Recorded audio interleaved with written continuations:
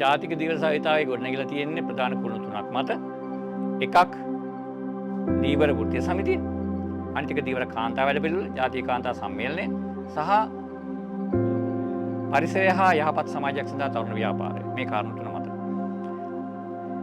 ඒ වගේම මේ ක්‍රියාකාරීත්වය ගොඩනගද්දී අපි ඉලක්ක කරගන්නවා මානව හිමිකම් වලට කරු කරන සමාජයක් ගොඩනැගීම, යහපත් පරිසරයක්, යහපත් සමාජ වටපිටාවක් සකස් කර ගැනීම, ස්ත්‍රී පුරුෂ සමාජභාවය පිළිබඳව ක්‍රියාකාරීත්වය, ආහාර ස්වෛරීත්වය පිළිබඳ ක්‍රියාකාරීත්වය, ඒ වගේම මිනිසුන්ට තමුන්ගේ ගරුත්වය තුළ ජීවත් වෙන්න පුළුවන් වටපිටාවක් සකස් කර ගැනීම.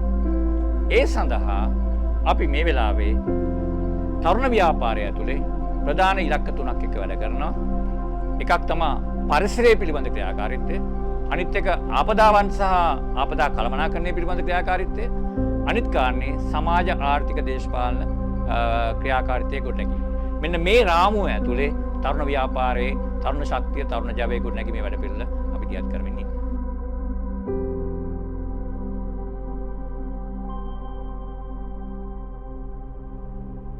අපි ජාතික දීවර සහිත ව්‍යාපාරයේ තරුණ ව්‍යාපාරය විශේෂයෙන්ම අපි මේක ගොඩනගලා තියෙන්නේ යහපත් සමාජයක් සඳහා වන තරුණයින්ගේ ක්‍රියාකාරීත්වය ගොඩනගන්න අපි ඉලක්ක කරනවා පාරිසරික ක්‍රියාකාරීත්වය ප්‍රධාන වශයෙන්ම ඒ සම්බන්ධයෙන් වන වැඩපිළිවෙලක් ගොඩනැගීමට. දැන් ඒ ගැන අපි අදහස් කළේ ජාතික දීවර සහිත ව්‍යාපාරයේ තරුණ කණ්ඩායම ගොඩනැගීම හරහා තමයි අපේ ව්‍යාපාරයේ තිරසරභාවය නැත්නම් ඉදිරියට යාමේ ශක්්‍යතාවය අපි ඇති කරගන්න හදන්නේ. මොකද ඕනම ව්‍යාපාරයක වැඩිහිටියෝ ඉවත් වුණාන් පස්සේ තරුණයෝ අපේ අදහස් අරගෙන ඉදිරියට යන්න ක්‍රියාත්මක වෙන්න අවශ්‍යයි.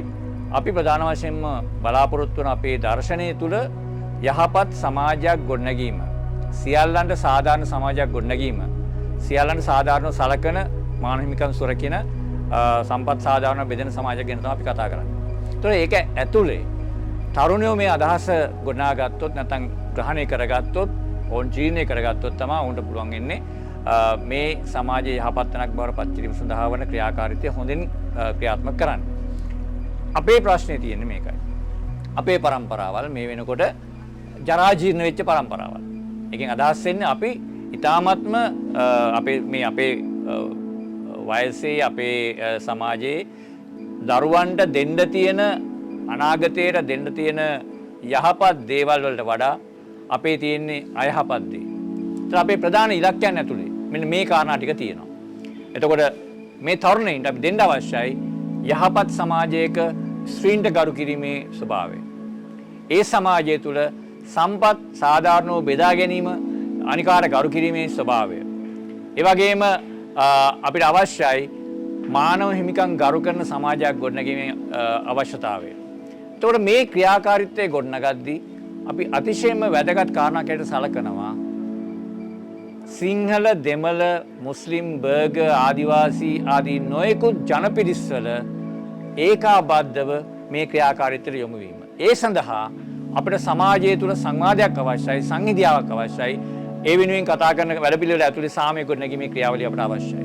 මෙන්න මේ ක්‍රියාකාරීත්වය ගොඩනගන්න තරුණයින්ගේ හඬ නැත්නම් තරුණන්ගේ ජවය, තරුණන්ගේ ශක්තිය ඒකාබද්ධ කරන වැඩපිළිවෙල තමයි මේ තරුණ ව්‍යාපාරය ඇතුලේ අපි ක්‍රියාත්මක කරන්නේ.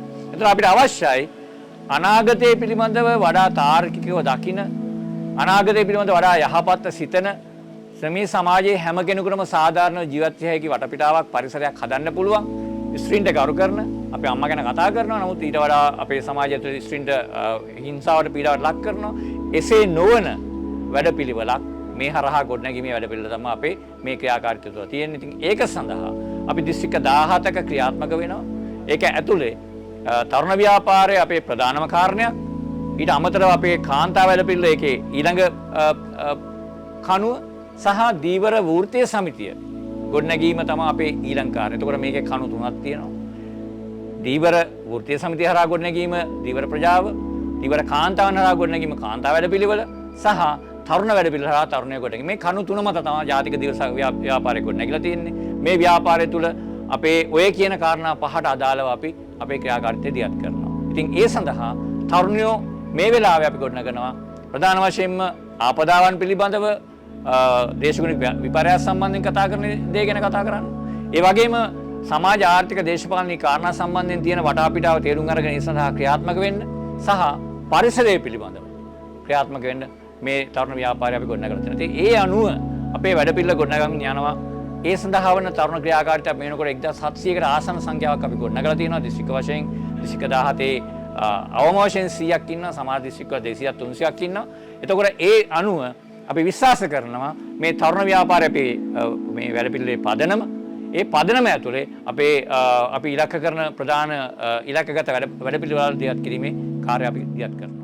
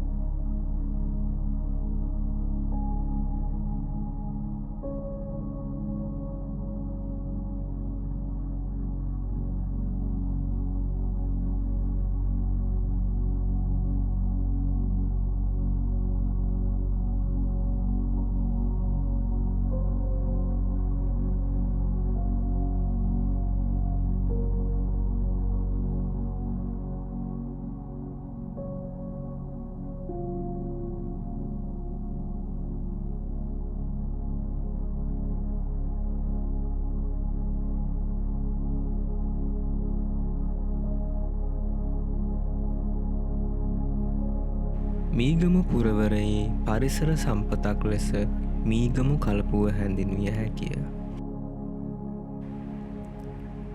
එහි සුන්දරත්වය ආරක්ෂා වී ඇත්තේ වටිනා කඩුලාන පද්ධතියක් තුළින්. විවිධ කඩුලානවලින් සැදුම්ලත් මීගමු කලපුව සංචාරකයින්ගේ ආකර්ෂණයට බඳුන් වේ.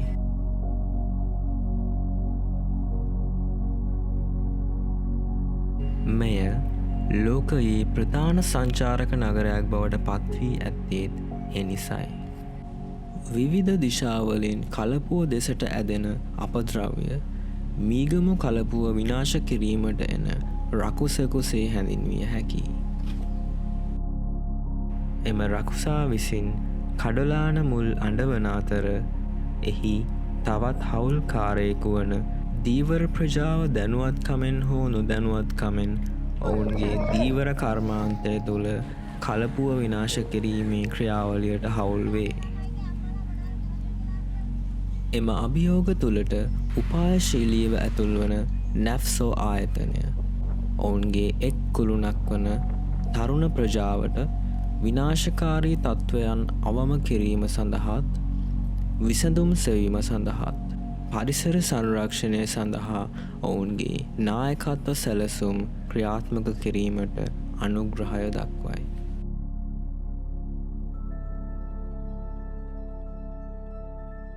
මිහිමව සැනසීම සඳහා හිස් වූ කඩොල් දූපත්වල කඩොල් සිටුවීමත් කලපුව ව්‍යාපෘතිය තුළ පර්යේෂණ කිරීමත් එහි මුල් තැනක් ගනී.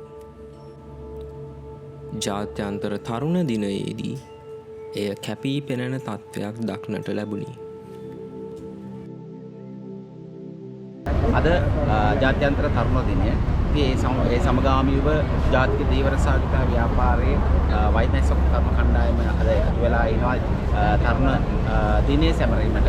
ඉතින් අද දවස තුලදී විවිධ වැඩ කටයුතු ටිකක් අප සංවිධානය තුළ සංවිධානය කරලා තියෙනවා. ඉතින් තරුණ ව්‍යාපාරයක් විදිහට කණ්ඩායමක් වෙලා දේවාරුවේ පාගමනක් සූදානම් කරලා තියෙනවා තරුණ දිනේ වෙනුවෙන්. ඒකදී විශේෂයෙන් ප්ලාස්ටික් ප්‍රජාක්තිකරණය කිරීම සඳහා යොමු කිරීම. උදාහරණයකට මීගමු ගත්තොත් එහෙම මාසයකට ටොන් 3-4ක් ප්ලාස්ටික් බෝතල් එකතු වෙනවා. මිනිසුන් විසින් මේක කොච්චර දුරට ග්‍රහණය කරගන්නවද කියන එක ප්‍රශ්නයක් තියෙනවා. පරිසරයට මේ මුදාහැරීමත් එක්ක විශේෂයෙන්ම අපි පරිසර සංරක්ෂකයින් හැටියට නැත්නම් පරිසර ආරක්ෂා කරමින් අනාගතයට මේක දායාද කරන්න අවශ්‍ය ඒ වාතාවරණය නැත්නම් ඒ ක්‍රියාකාරීත්වය තුළදී අපිට ලොකු අභියෝගයක් බවට පත් වෙලා තියෙනවා මේ ක්‍රියාකාරීත්වය. ඉතින් අපි කොහොමද ඒක ජනතාවත් එක්ක එකතු වෙලා මේ සාකච්ඡා කරමින් මේ සඳහා විකල්ප විශේෂයෙන්ම තනිභාවිත ප්ලාස්ටික් සඳහා විකල්ප අපි කොහොමද හොයාගෙන යන්නේ? අපේ තරුණයත් එක්ක එකතු වෙලා අපේ වැඩක් විදියට අපි මේගමුවේ බීච් එක පොඩ්ඩක් ක්ලීන් අප් කරන්න. ඒ හින්දා අපි ඒකට වැඩපිළිවෙලක් කරගෙන යනවා. මෙන්න මේ බෝතල් වලට මිලක් නියම කරලා. ඉතින් අපි ඒ වෙනුවෙන් අපේ ග්‍රාමයේ ඉන්න දීවර කාන්තාවන්, දීවර නොවන කාන්තාවන්, ඒ වගේම පාසල් යන දරුවන්, පාසල් නොයන තරුණයන්, ඒ වගේ හුඟක් රාශියක් සම්බන්ධ කරගෙන අපි අපේ වැඩේ මේ වෙනකොට ව්‍යක්ත කරලා තියෙනවා. ඉතින් අපි ඒකදී සිදු කරන්නේ මෙන්න මේ වගේ ප්ලාස්ටික් එකතු කරලා අපි එතකොට ඒවා කොටස් වශයෙන් එකතු කරන්නේ. අපි ඒතර කාණ්ඩ වශයෙන් එකතු කරලා අපි ඒවා බාර දෙනවා රීසයිකල් කරන මධ්‍යස්ථාන වලට. එතකොට ඒගොල්ලෝ ඒවා කිලෝයකට බෝතල් කිලෝයකට මේ මිලක් නියම කරනවා. එතකොට අපේ ග්‍රාමීණ කාන්තාවන් මේකෙන් හුඟක් ලොකු ප්‍රයෝජනයක් ලැබිලා තියෙනවා. මොකද කිව්වොත් ඒගොල්ලෝ හුඟක් අය ගෘහණියන් මේක ඒගොල්ලෝගේ පවුලේ අමතර ආදායමක් විදියට යොදාගෙන තියෙනවා. මේ ප්ලාස්ටික් වලින් ඒගොල්ලෝගේ ආදායම තරමක් දුරට හරි සවිමත් කරගන්න.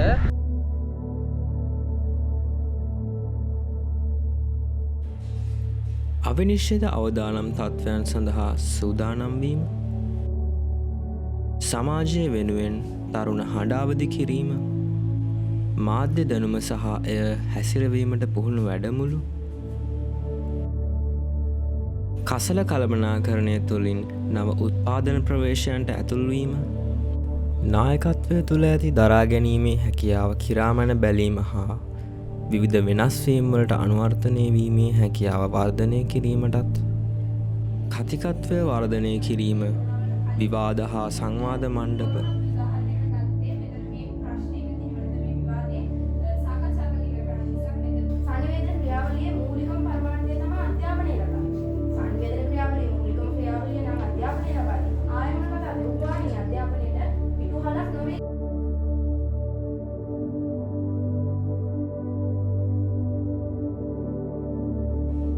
නිර්මාණශීලීත්වය තුළින් සාමය සහ සංහිඳියාවත් ජීවිතගත කරවීමට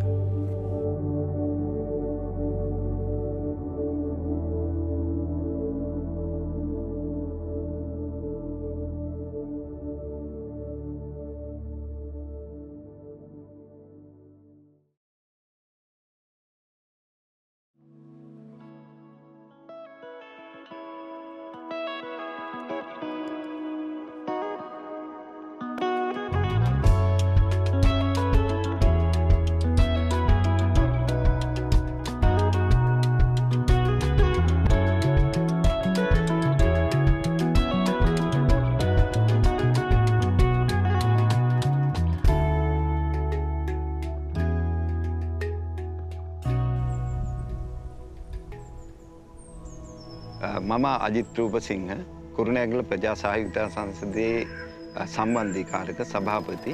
ඒ වගේම මම වෘත්තීය විදුහල්පතිවරයෙක්. විශේෂයෙන් අපේ මූලිකම දේ තමයි පරිසරයේ සුරැකීම. නැප්සෝ ජාලයත් එක්ක එකතු වෙලා සාමය හා සංහිඳියාව මේ මිහිතාලයේ මත සාක්ෂාත් කරවන වැඩසටහන් රාශියක් මේ වෙනකොට කරලා තියෙනවා. මේ අපි ඉන්නේ දැන් කහල්ල පැල්ල කැලේ රක්ෂිතයට යා වෙලා තියෙන මකුල් පොත රක්ෂිතය. මේ මකුල් පොත කියලා හැදුනෙත් ස්වභාවික ජල උල්පතක් නිසා. ඒ උල්පත කේන්ද්‍ර කරගෙන තමයි එල්ලංගා පද්ධතියක්ම නිර්මාණය කරලා තියෙනවා දැන් දැදුරුවය දක්වා.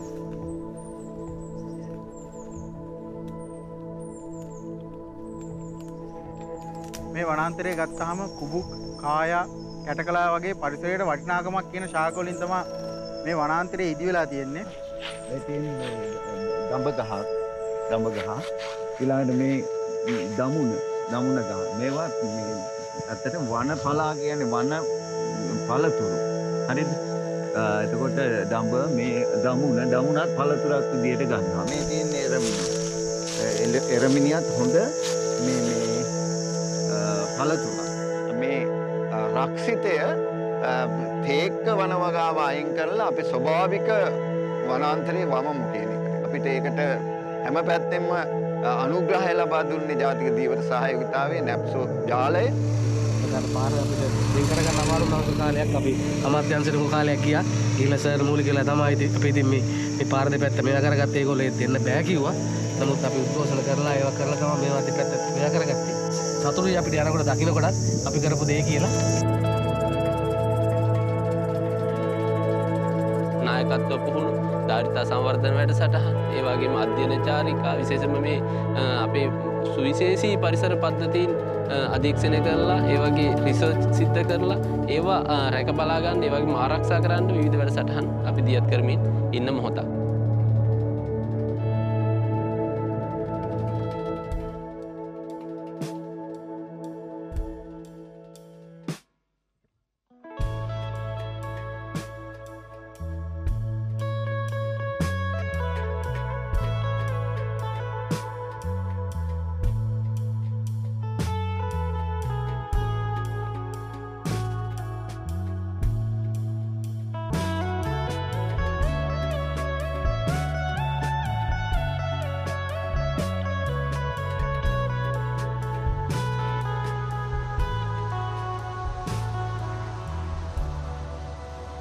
අපට ගමේ තිබුණ පොදු ගැටලුවක් විදිහට පොරහා ගොල්ල මෙම ගමහරදී වෙන මාර්ගයේ අපි තරුණ පිරිස වශයෙන් ප්‍රතිසංස්කරණ කටයුතු වලට තෝරාගත්තා. මොකද රජයක් විසින් කළ යුතු කාර්යයක් අප තරුණ පිරිසක් විසින් අපි තෝරාගත්තේ එම වැඩමුළුවේ උද්දේශන ක්‍රියාවලිය තුලින් තරුණයන් විදිහට අප ගොඩක් කරුණු දැනගත් නිසා ඒ අනුව ගම් 7ක වගේ ජනතාවකට මේ මාර්ගයෙන් විශාල ප්‍රතිලාභ රැසක් එකතු වෙනවා.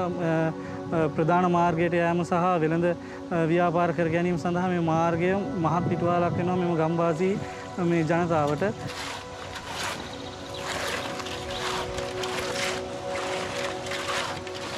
දැන් මේ අපි ඉන්නේ මකුල්පොත පහළ වැව ආශ්‍රිතව තියෙන මේ කුඹුරු යාය තුල.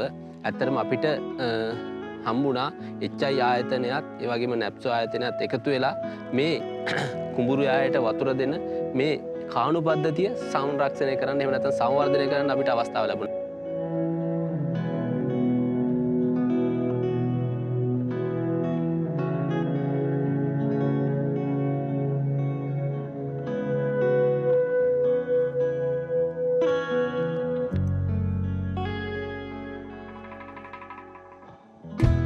මේ ජලාශයේ තියෙන්නේ පාසි ජපන් ජබර වලින් පිරීලා. එතකොට අපි මේ වැව සුද්ධ කරලා මේ ජපන් ජබර පාසි ටික අරගෙන ඒවා කොම්පෝස්ට් කරන්න අපි සැලසුම් හදලා තියෙනවා. ඉතින් ඒ තුල මම හිතනවා ඉදිරියට මේ එල්ලංගා පද්ධතිය සංරක්ෂණය වුණු විශේෂයෙන්ම මේ ආශ්‍රිතව තියෙන වැව් ගණනාවක්ම සංරක්ෂණය වීම තුළ ගොවීන්ට විශාල ප්‍රතිලාභ රාශියකටම උරුමකම් කියන්න පුළුවන්.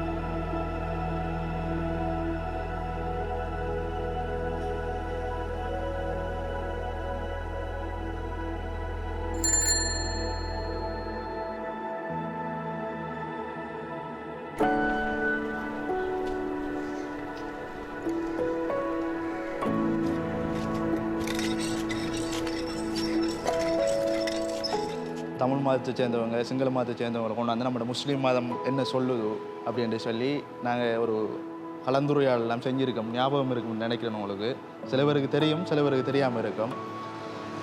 அந்த வகையில் நிறைய வேலை திட்டங்கள் செஞ்சுருக்கிறோம். இந்த பிளாஸ்டிக் அந்த பொருட்கள் போடுறதுக்குரிய அந்த கூடாரம் அமைச்சு கொடுத்துருக்குறோம். அதனால் நீங்கள் பயன்பெறுறீங்களா, அதை யூஸ் பண்ணுறீங்களானே? சரி. அதில் இன்னொன்று எப்படி என்று சொன்னால் இடைநிலை இலக்கம் வேண்டாம் தெரியுமா?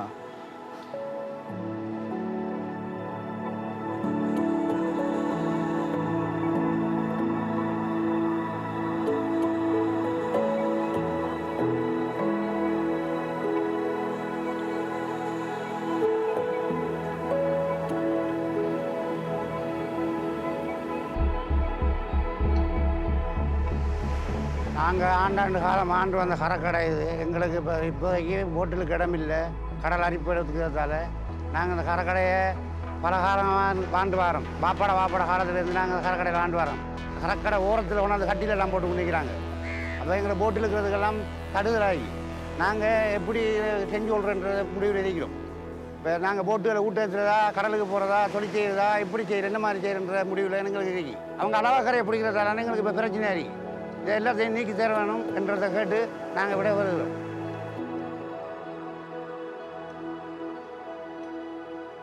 பிளாஸ்டிக் சிரமதான பணிகள் மிக நடைபெற்று வருகின்றது. இதில் குறிப்பாக கண்ணேபுரத்தில் எமது பிளாஸ்டிக் பாவனையை ஒழிக்க வேண்டும் என்ற திட்டத்தின் கீழ் பிளாஸ்டிக் கூடைகள் அமைத்து கண்ணேபுரத்தில் பொது இடமான பாடசாலையில் பிளாஸ்டிக் கூடை அமைத்து அதில் பிளாஸ்டிக் வீசப்படுகின்ற பிளாஸ்டிக் பொருட்களை அந்த கூடையில் சேகரித்து பிளாஸ்டிக் போத்தல்கள், பொலித்தீன்கள் போன்றவன அதிகமாக காணப்படுகின்றது. இதனால் டெங்கு போன்ற நோய்களும் பரவுவதற்குரிய வாய்ப்புகள் காணப்படுகின்றது.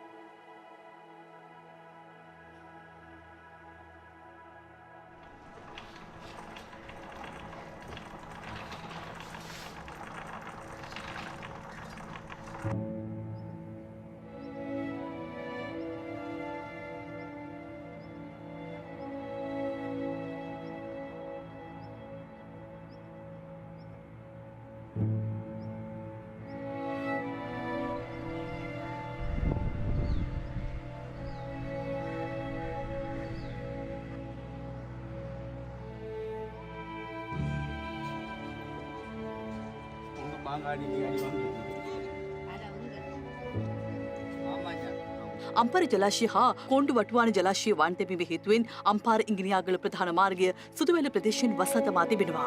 සුදුවැල ගම්මානයේ ජලයෙන් යට වී ඇති අතර එහි පවුල් 41ක් මේ වන විට අම්පාර මහාවාපි විහාරස්ථානයේ ස්ථාපිත අවතැන් කඳවුර වෙත යොමු කර තිබෙනවා.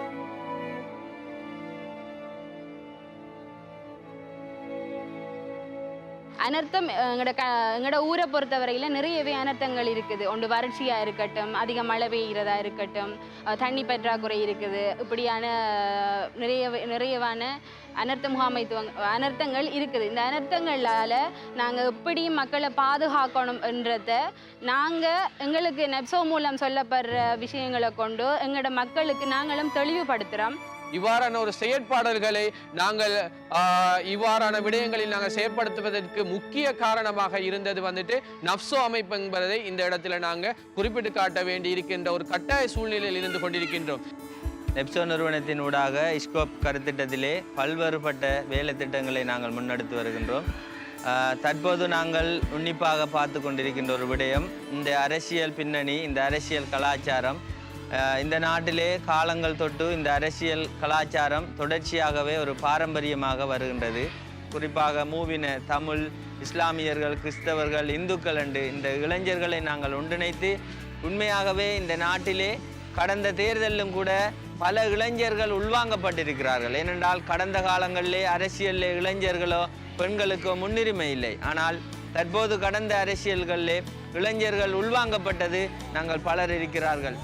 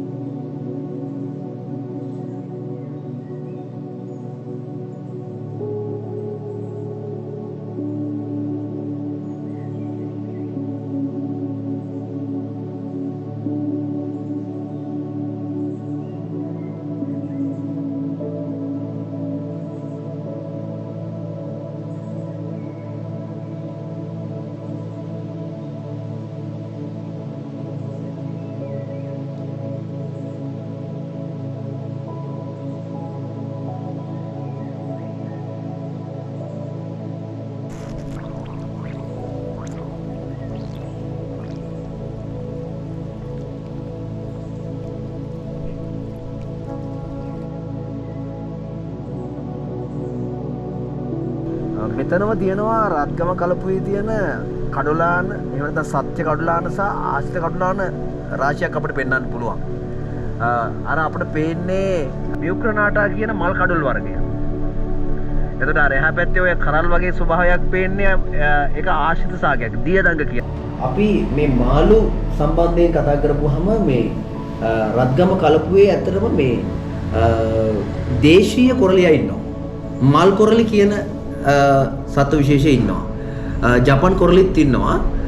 නමුත් මේ ගොඩාක් තැන්වල මේ මල් කොරලි විශේෂය දක්නට ලැබෙන්නේ නැහැ කලපුවල. ඒ අද වඳ වේගෙන යනවා. නමුත් රත්ගම කලපුවේ මල් කොරලි ඉන්නවා.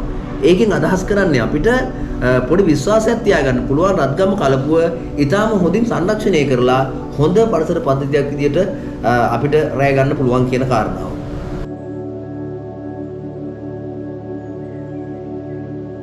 මේ ගැන අපි කියන්නේ ලංකාවේ වෙල්ලාතා, වැලියනෝදා, වල්ලනෝදා වගේ නම් වලින් මේක කියනවා. ඇත්තටම මේක මේ ආක්‍රමණික ශාකයක්. මේකේ විද්‍යාත්මක නාමය ඇවිල්ලා අනානස් ග්ලැබ්‍රා. අපිට ප්‍රධාන හානි කීපයක් තියෙනවා. අපි ඒකෙන් විශාල බලපෑමක් කරන්නේ ඇත්තටම කසල වලින්. ඉතින් එතකොට අපි මෙම ස්ථානයේ තියෙනවා යම්කිසි ඒ විනාශේ සේයාරු අපිට පේනවා පැහැදිලිවම. ගෙදරක තියෙන හැම දෙයක්ම වගේ මෙතන තියෙනවා මේ පොඩි පොඩි ස්ථානවල පවා. ඒකෙන් දැන් කලපුව විනාශ වෙයි. හැම දෙයක්ම ජරාව පුදුමනම් මනම් ඔක්කොම දානවා පංගොක්කට.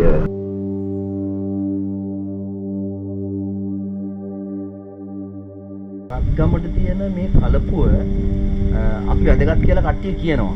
ඔයා හිතන්නේ එහෙම වැදගත්කමක් තියනවද මේ කලපුවට? කොහොම කර්මාන්තේ තියෙනවනේ මෙහි. ඒකට මේ කලපුව ගොඩක් වැදගත් වෙනවා. කලපු ජීවීන්ට ඒගොල්ලන්ටත් මේ කලපුව ඉතා වැදගත් වෙනවා. අපේ රටේ පැවැත්ම, අපේ රටේ නෙවෙයි ලෝකීය පැවැත්ම තියෙන ඇත්තම පරිසර පද්ධති තුල. ඒ නිසා මේ සියලු පරිසර පද්ධති ඒක ජලජ පරිසර පද්ධති වෙන්න පුළුවන්, ගොඩේ පරිසර පද්ධති වෙන්න පුළුවන්, වායු පරිසර පද්ධති වෙන්න පුළුවන්. ඒ කියන්නේ පොළොව යට පරිසර පද්ධති වෙනවා. මේ සියල්ල ආරක්ෂා කරගන්න ඕන අපි දිවි හිමියෙන්. අපි හැමෝටම කියමු මේක ආරක්ෂා කරගන්න කියලා. අපි මේ කලපුව ආරක්ෂා කරගමු.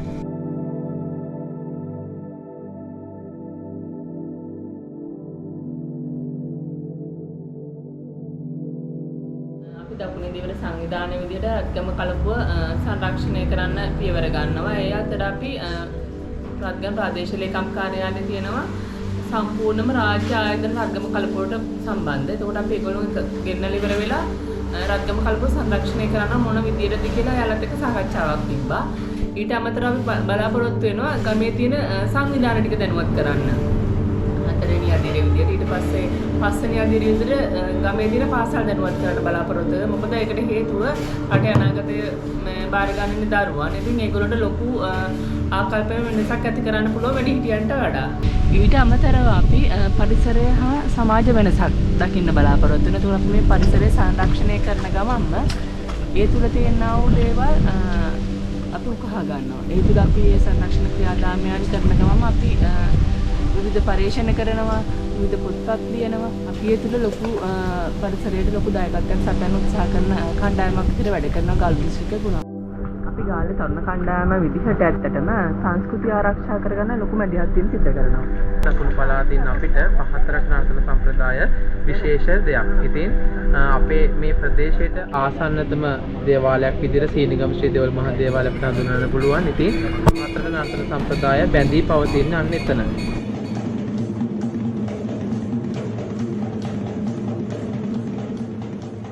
මොකද අපි ඉගෙනගත්ත දේවල් අපි පාසල් කාලේදී ඉගෙන නර්තනය ගැන එතනින් එහාට අපිත් එක්ක එකතු වෙලා ඉන්න විශ්වවිද්‍යාලවල නර්තන උපාධිය හදාරපු සහෝදරයන් ඒගොල්ලෝගෙන් ඒ කියන්නේ අවවාද උපදෙස් එක්ක අපි අපේ ශක්තිමත් නර්තන කණ්ඩායමක් අද වන විට නිර්මාණය කරගෙන තිබෙනවා. ඇඳුම් නිර්මාණය, වේශ නිරූපණය ඒ හැමදේම සිදු කරන්නේ අපේම තරුණයන්. ඉතින් ඒකට ජාතික දිවර සහගත ව්‍යාපාරය අපිට උපාංග වලින් අපිට දැනුම වලින් අපි පෝෂණය කරලා අපිට අවස්ථාවන් ලබා දුන්නා. ඉතින් මේ අවස්ථාවේ ප්‍රතිඵලයක් විදිහට තමයි අපි අපේ දිස්ත්‍රික්කයේ තුල ශක්තිමත් සංස්කෘතික නර්තන කණ්ඩායමක් නිර්මාණය කරගෙන තියෙනවා. එතකොට ඇත්තටම අපි ගාල්ල දිස්ත්‍රික්කයේ විදිහට තරුණ ව්‍යාපාරයේ විදිහට දරුවන්ගේ නායකත්ව කුසලතා වර්ධනය කරගන්න උත්සාහ කරනවා. ඊට අමතරව අපි සාමය හා සංහිඳියාව සම්බන්ධ ලොකු වැඩ කොටසක් කරනවා ගාල්ල දිස්ත්‍රික්කයේ විදිහට.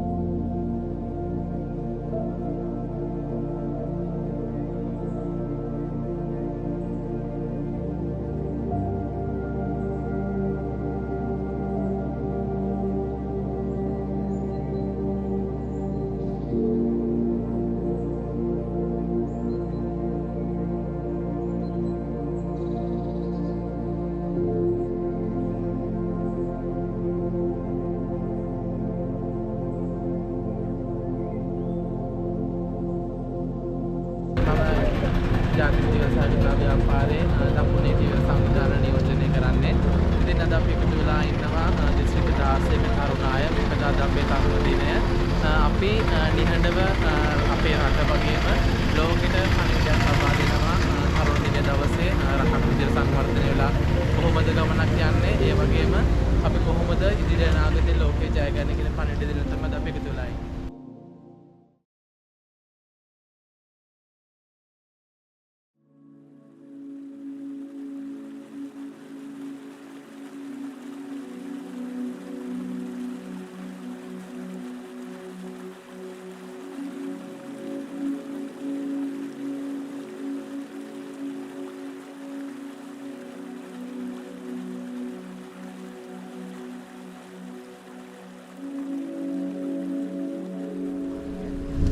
ජම්බුලගොඩ ගම්මානය ගත්තොත් ඇත්තටම හරිම සුන්දර ගම්මානයක්. කෘෂිකාර්මාන්තයෙන් තමන්ගේ ජීවිතේ එදිනෙදා ජීවිතාව ගෙන යන පිරිසක් වාසය කරන ගම්මානයක්. මේක පාත් බිම. ඒක නිසා ස්ටොක් වෙනකොට මේ වතුර බහින්න මේ කාණු කැට මදි. ඒ ගන්න තමයි ගම් වතුර ගලන්නේ. ඒ ගන්න තමයි ගෝවන් විනාශ වෙලා යන්නේ. ගෝයන් තැම්බිලා කුණු වෙලා මේ වෙලා යනවා. සාර්ථක නැහැ. නෑ. ඉස්සර මේ උදැල්ලෙන් තමයි මේ ඇලවල් හැරුවේ. දැන් මේ ඇලවල් පළල ලොකු කරපු හින්දා තමයි මේ වැඩියත් හෙනපතේ ගහිලා තියෙන්නේ.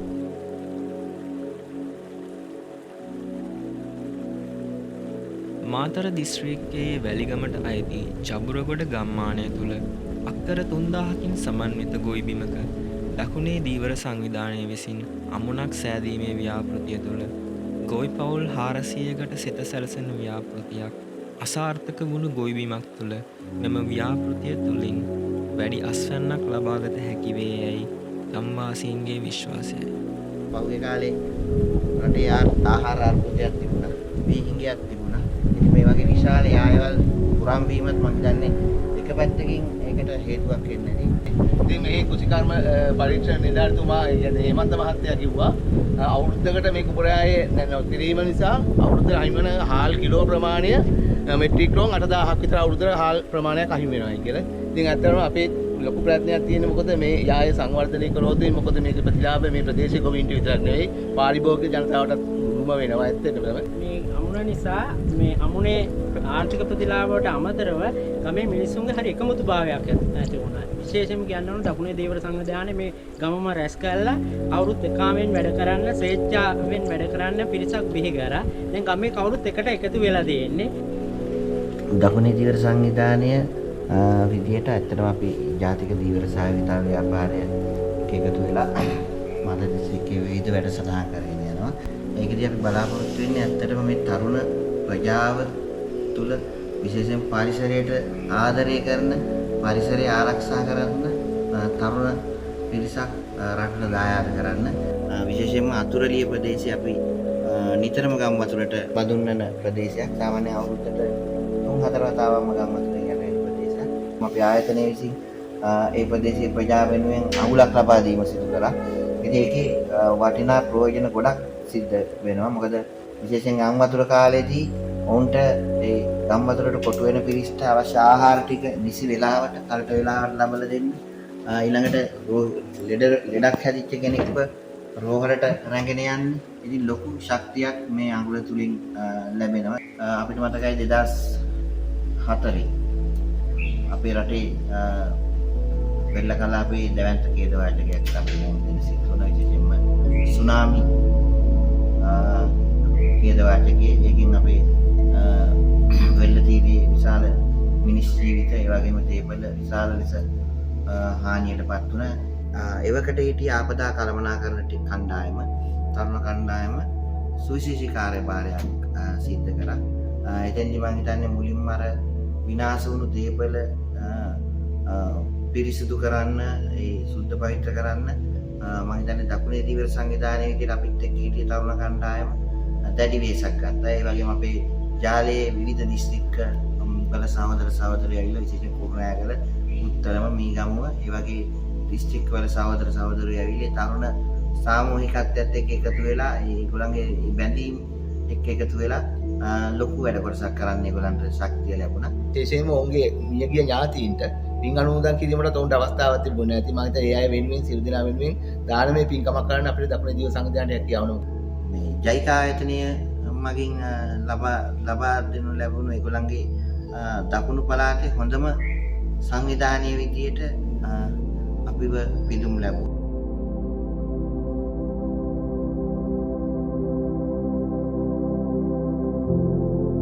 විවිධ ජන කණ්ඩායම්වල තරුණ පිරිස් හඳුනාගත්තා. ඒ වගේම ඒ අය අතර යම්කිසි සාමූහිකත්වයක් සහෝදරත්වයක් ගොඩනගන අතරින්ම අපි විශ්වාස කරපු එකම දේ තමයි මේ අය අතර හොඳ නායකත්වයක් අපි ගොඩනගන්න.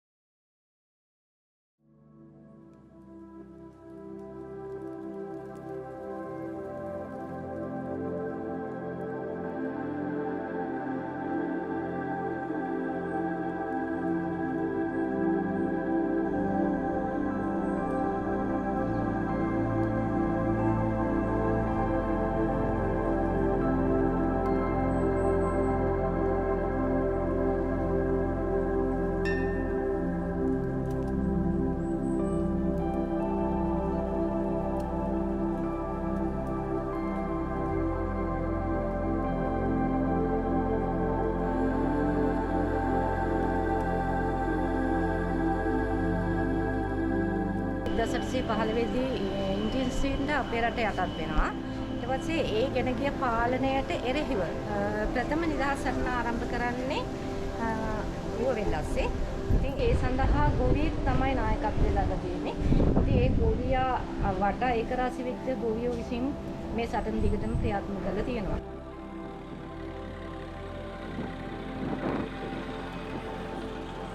මේ තියෙන්නේ මොණ්ඩාගල දිස්ත්‍රික්කයේ වරුණගම ප්‍රාදේශීය ලේකම් කොට්ටාසේ ජනාවාස අංක 3 කියන ගම්මානය මේ කඳුපන්තියට මායිම් වෙලා තමයි අපේ ගම්මානය පිහිටලා තියෙන්නේ.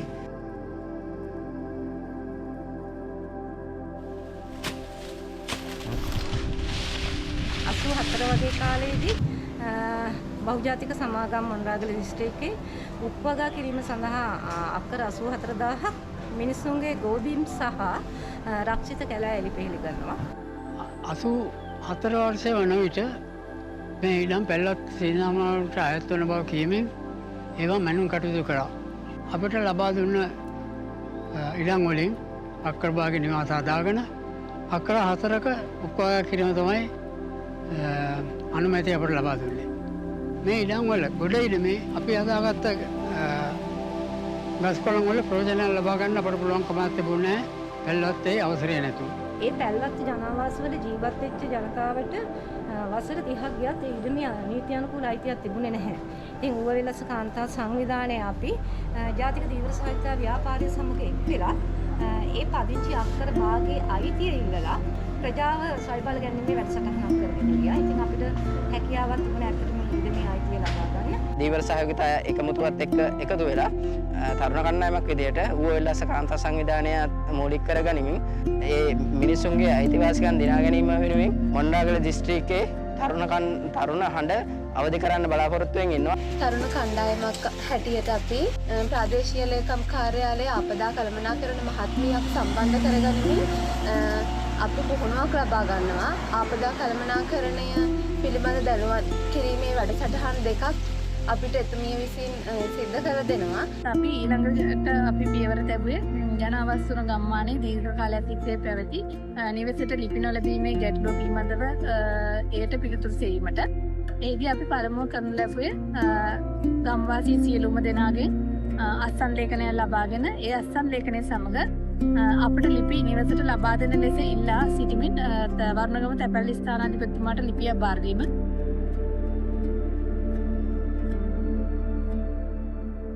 දේශපාලඥයින් නැවත කැඳවීමේ බලය මහජනතාවට ලබාගත යුතුයි යන තේමාව කරගනිමින් වීදි නාට්‍ය රඟ දැක්වීම හා අත්පත්‍රිකා බෙදා දීමට කටයුතු කරා.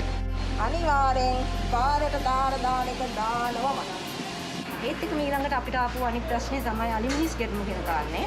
එතකොට චීන සමාගම උගස්වගාව, කෙසෙල්වගාව, අඹවගාව නිසා රක්ෂිත කැලෑ විනාශ වෙනකොට වනසතුන්ගේ නිජබිමට අපේ අය යනකොට ඒ වනසතුන් ගම්මාන වලට එන්න ගත්තා. ඒත් එක්ක මේ යවට තියෙන ගම්මාන කීපයකටම මේ අලිමිනිස් ගැටුම කියන ප්‍රශ්නයට මුහුණ දෙන්න සිද්ධ වුණා.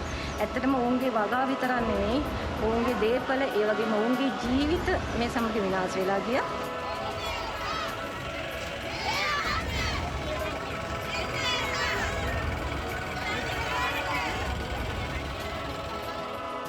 ඉතින් ඒ විනාශ වීමත් සමග ඒ පසුබිමේ ගොඩ නැගුණු අපි තරුණ සංවිධානයක් දිස්ත්‍රික්කය තුල ගොඩ නගනවා. ඉතින් මේකෙදි අතරම අපි තරුණයත් එක්ක එකතු වෙලා අත්හදා බැලීමක් කිරීම සඳහා යම් වැඩපිළිවෙලක් මේ වෙනකොට සකස් කරලා තිනවා. අලි නිතර එන ගම්මානයක ඒ ගම්මානට ඇතුල් වෙන මාර්ගයේ කටු සහිත ශාක සිටවීම සඳහා වැඩසටහනක් මේ වෙද්දී ආරම්භ කරලා තියෙනවා. ඒ සඳහා තරුණයෝ නායකත්වය අරගෙන මේ වෙලාවේදී වැඩ කරනවා. ඉතින් අපිට අත්හදා බැලීමත් එක්ක අපිට පුළුවන්කම තියෙනවා අපේ වැල්ලවත් රාජ්‍ය සීල එක්කම් කුට්ටාසිය තුළ මේ ක්‍රමය ක්‍රියාත්මක කරන්න.